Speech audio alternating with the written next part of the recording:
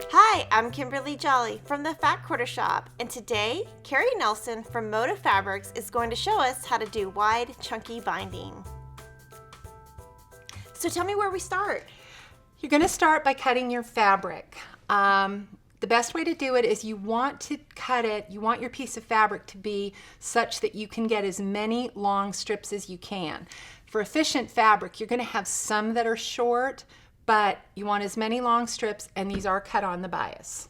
So it's better to start with like a fat quarter than it would to be to cut with a quarter yard that's straight. Exactly. So you have more width. Exactly. All right, what I'm going to do is I'm going to square everything up first. So I'm going to start by first lining this up so that I can get a straight cut on the two ends. That lets me, everything, once the strips are cut, they are ready for piecing. And I know this makes Kimberly crazy when I cut on the other side, but this is how I do this. And yeah, it's making her nervous. She's twitching. But then I also cut off the selvage because that's not going to be in there anyways, and it lets me have it off. And for those of you that like to make selvage quilts, you can save that. Now, the way I line to cut this to make it really easy is you're going to have it right side down.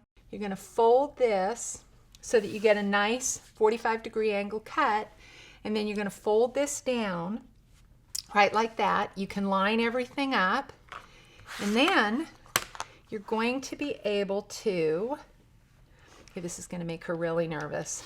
And so what she's doing is on each of these, we have a chart that you can download, and that's going to give you the different sizes. So some of the binding can finish at like 1 or 3/4. So you can download your chart, and the one that she's doing right now is going to be cut at 3 inches. So follow your chart to decide what width you want to have. And I've never seen anybody do this, so this is like crazy because I don't really do bias binding, but it's going to look awesome. Well, and the only way to really make the you get a really single fold binding work for the width is it does need to be on the bias. Yeah. So you're going to get all these strips. This one you're going to need to cut at one angle or another. And then you're going to join these on the diagonal, right? Yes. Are you going to press those open, or? I always press them open because then they're going to lay much more flat. And how many strips do you need for your quilt?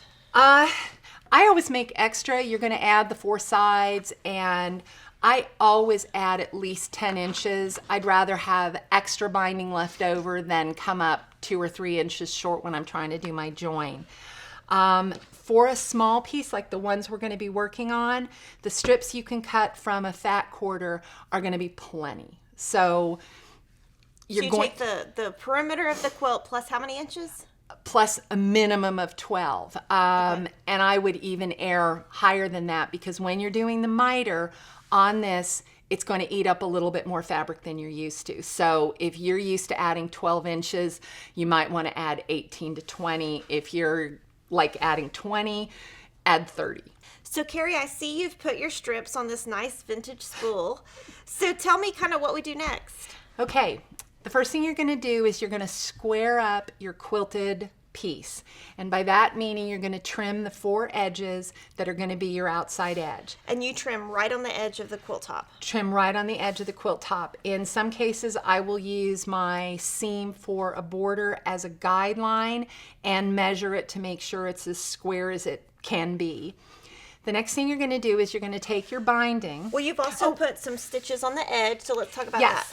Yes. I found that when I started doing the wider binding, I wanted to make sure that this edge was going to stay nice and flat inside the binding and not poof after it's been washed or just wear. So I went back with just a wide kind of wavy stitch. Like a little serpentine stitch. Zigzag is fine. If you even straight stitch around it 1 or 2 times. Just like a little bit more securing after you trim it. Exactly. Okay. Then you're going to take your pieced binding strips, pressed open, and I like to start that I'm going to be able to start stitching approximately in the middle, that my join is going to be somewhere along this point. The center. So I want to make sure I have enough extra, and you're going to go ahead and lay it on there. If you like to pin, you can pin some, but I think you're going to find if you try to pin the whole thing, you're going to wind up having to unpin it, because until you get there, you're not sure how much fold is going to go into that miter, and trust me, it's more than you think. Yeah, and probably just pin like half of a side at a time. Would be exactly. Yeah. So you're going to keep folding kind of all the way around. Yes. To make sure that before we start, that one of the, I guess, the bias joins, I don't know what you call them, but they're not going to be in your corner, because you know what? That happens to me all the time. Because I don't do this step, but I probably should. Okay, well, probably that one would fall right in the corner, so maybe we adjust it just a little bit, but it's also hard to know exactly where that miter is, how much it's going to take. And the other thing, Murphy's Law, when you're stitching, it Every happens. time I do a quilt, it's in the corner, and that's fine. Like, it's fine. Like, nobody's gonna know but you.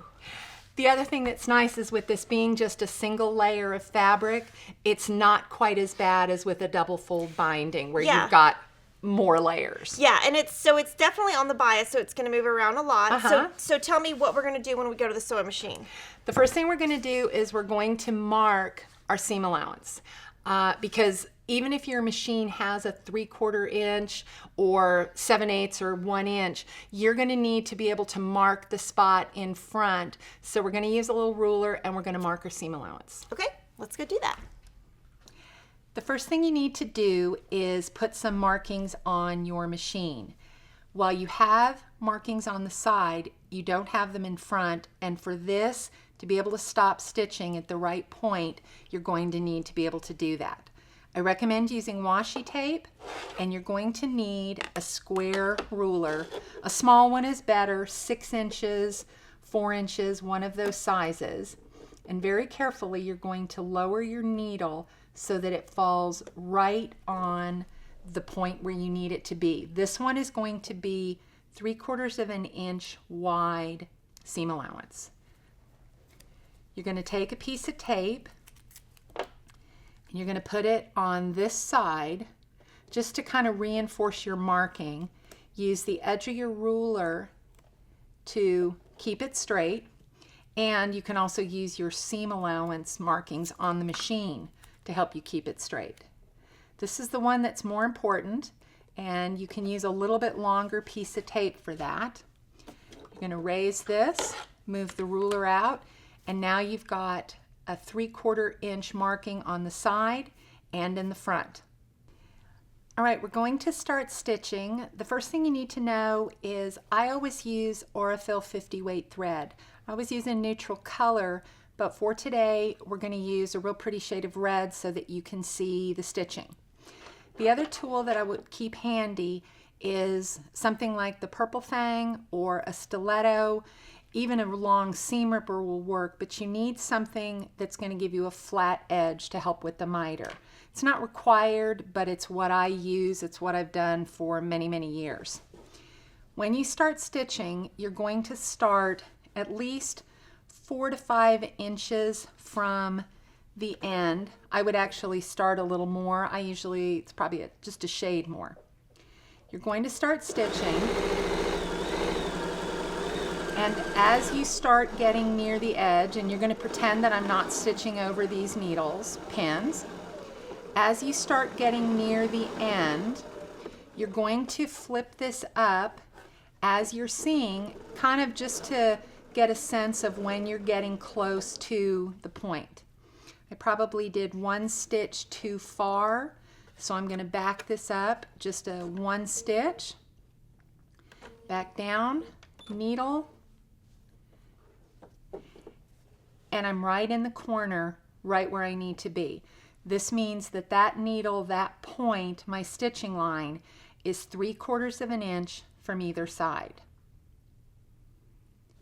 Now you're going to flip this back with your needle down.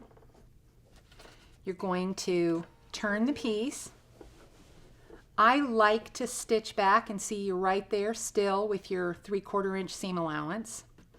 I do like to stitch it back to the edge. Not everybody does. I do. Whoops, going the wrong direction. Do I have to hold that? There we go. And I stitch off and I leave the needle down. I am going to raise the presser foot, and this is where you're going to get your binding and you're going to make your miter. You have to have all this extra fabric in there for the miter to work on the front when it's done. I just put this in and I bump it right up against the needle. That lets me know I've got enough in there. You're going to position it so that it's still on your seam allowance. Whoops, came out.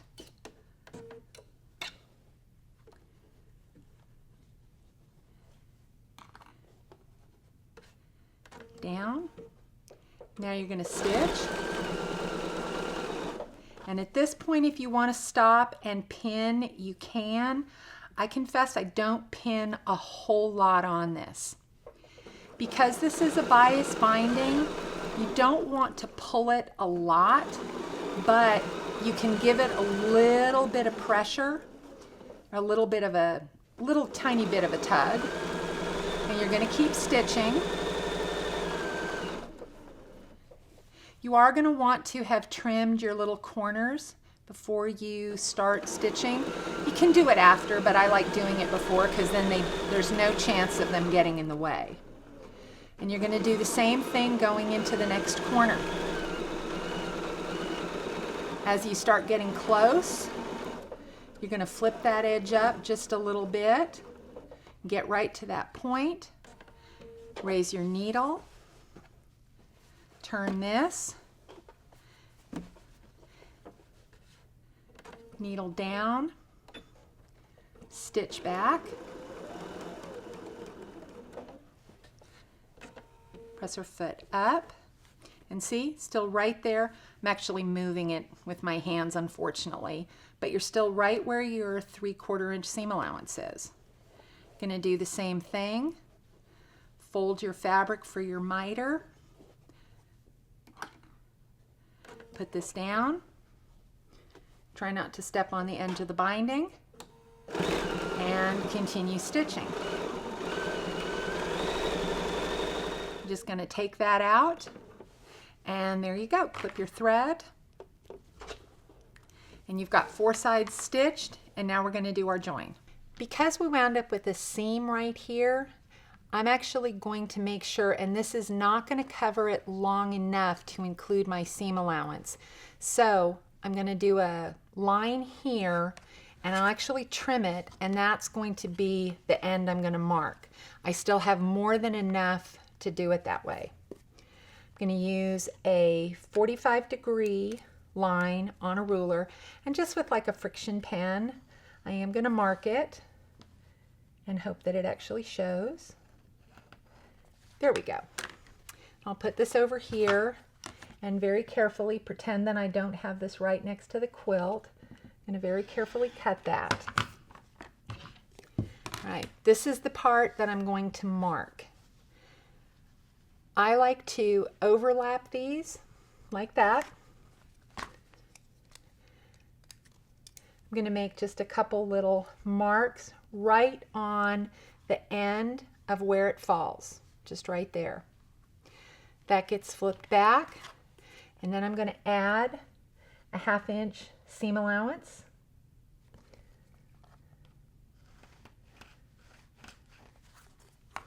And then this piece gets taken over here and also cut. And yeah, sometimes this is a little scary. I have sometimes cut it a little short. We have all those pieces. And now we are going to pin these two. And yes, you will need to fold this up. It might seem a little bit tight, but that's actually a good thing. You're going to do a 1/4 inch seam allowance, and you're going to pin it. And this one you really do need to pin, because since you're pulling it on the two sides and you're going to be putting this under the machine in kind of a weird sort of way, it'll help keep it nice and smooth and even. See, I do use pins sometimes. You're going to have that, and then you're going to stitch it with a 1/4 inch seam allowance. And if you can see my little points on the two ends, that accounts for my 1/4 inch seam allowance on the two sides. So all I'm going to have to do is stitch. All right, this is where it does get a little bit tricky trying to get this piece in here and keep it flat. And you can probably tell that's why it's a good thing that you have pinned this, so that you can stitch your 1/4 inch seam allowance. And again, pretend I'm not stitching over the pins. And you're going to stitch right off the end. Going to trim your little thread, remove your pins, clip these threads as well, get them out of the way. This right here, just finger press it really, really well. And now you're going to go back. And yes, you've left your washi tape on, at least until this point, so that you still have your seam allowance. You don't need the one in front, but I usually wind up, I forget, and I take the side one off while I'm doing it, so I just leave them both on. And you're going to stitch.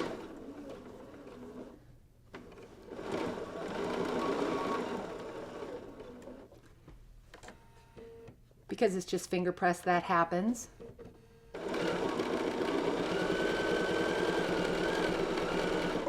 And there you go. Place the needle, clip your threads. If you wind up with a little teeny bit of what looks like a little bump right here, it's not really a bump, but the nice part is, with this being bias, a little shot of steam is going to take that right out and it'll be nice and smooth. And now you can take up the piece of washi tape. All right, you've got your binding stitched on. Now we're going to press. I like to press the binding so that it is open of how it's actually going to lay when it's all finished. So once the binding is stitched on, I go ahead and press it so that you're pressing it away from the piece so that you've got this a nice smooth edge. It's also going to let you start pressing the corners, press your miter a little bit. Don't worry about these too much, because you're probably going to have to go back and adjust. It just lets you get it started. You're going to turn. You're going to do all 4 sides. I know this is a little bit more ironing than pressing. And I probably would not use too much steam at this point, mostly because it can help distort. And this is, after all, bias. Now, if you have a little bit of fullness that you need to get rid of, hit it with a little bit of steam and that'll help. And you're just going to do the 4 sides. Now at this point, I like to turn it over and fold it down and start pressing this way. It is not absolutely necessary or required, but with the bindings I've done, this seems to help me get a nice smooth edge, and it especially makes it easy for doing the corners with your miter. Pay attention to the direction that you stitch so that you'll know the direction that you're going to do your miter. The way I stitch, I'm going to want to put it up this way, press it flat. This is the one time you might give it a little shot of steam. And then this is going to come that way for that nice crisp corner. Don't worry if these don't meet 100% accurately. They will by the time it's finished stitch. And you can check the front corner to see how nice, if that line goes right into the corner, which it should. You're going to keep going around your 4 sides.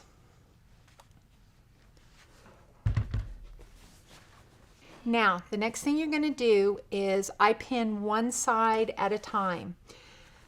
I have not had any real success using even the large binding clips for this. I go ahead and use regular pins, and you're going to turn it under, and I'm actually going to flip this around because I stitch from this direction across. If you stitch the other way, you'll want to do it reversed. And you're going to want to turn it under right along your seam line and pin so that you can be stitching and you're not stitching towards the direction of the pin. Ask me how I know.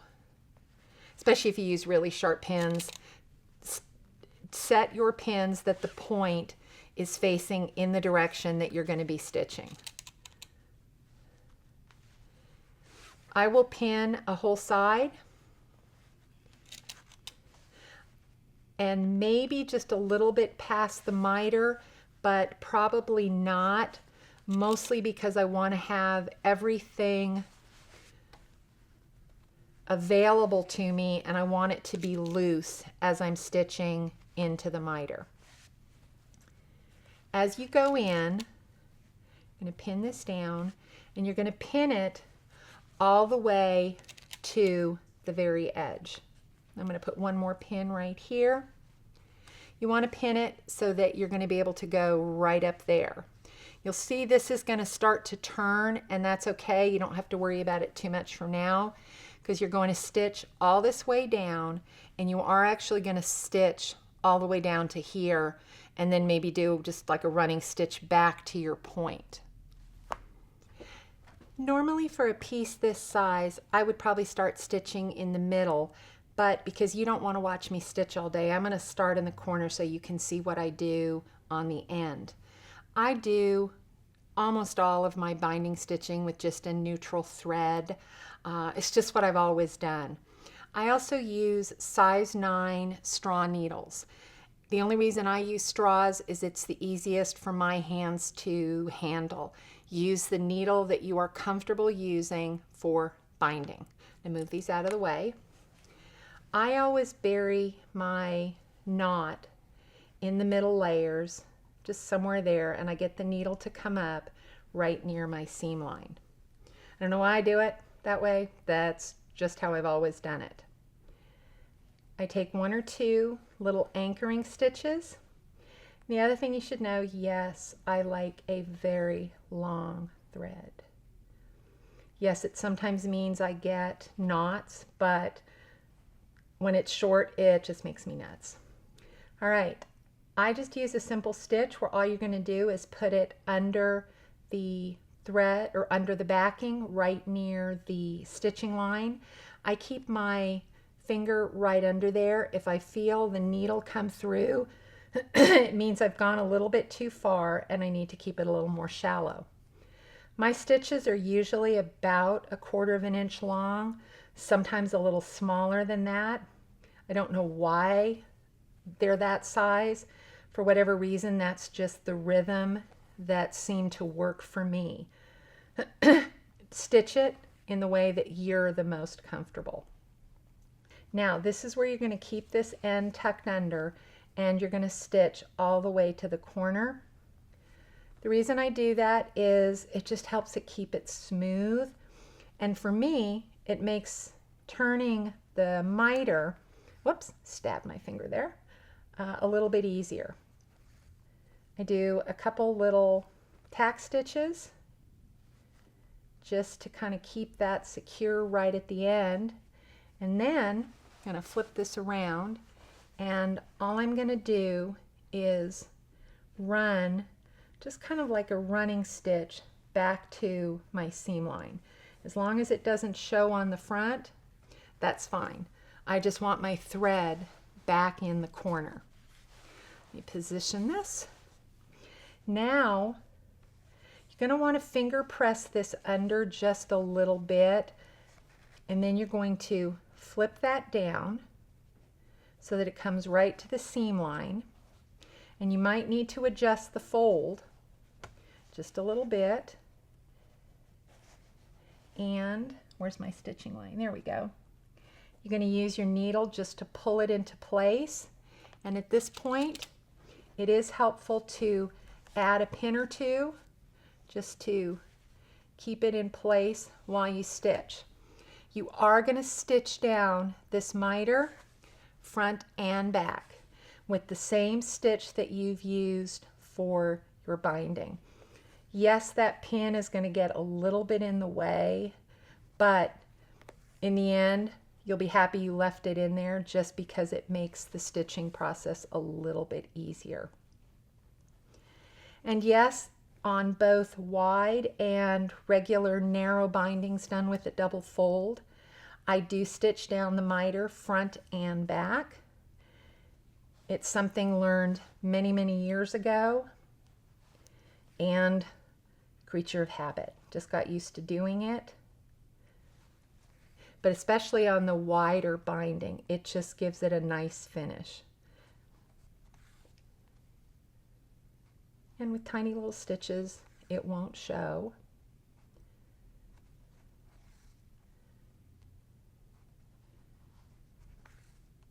Depending on how big your stitches are and whether or not you feel that there are any gaps, at this point you've got the front and the back stitched. You have two choices. You can either go back and stitch it again if you've used a longer stitch, or put your needle right through to the back. Doesn't show. I do just a couple of little stitches. Take that, oops, that pin's going to be in my way. Need a little bit smaller bite. You're going to take just a couple little tack stitches right in the corner, and then you're going to turn the piece, and you can take a couple of stitches because you've got one pin in, but at this point I would go ahead, stop for a minute, and pin the whole next side all the way up until the corner. So Carrie, how did this technique come about? I used to see wide bindings on antique quilts all the time, and I could never figure out how to make it work until somebody said single fold binding, and then it was that light bulb moment. Well, we think this is totally awesome. It frames the quilt. It just makes me want to touch it. So make sure to like, comment, and subscribe to the Fat Quarter Shop YouTube channel, and we'll see you next time.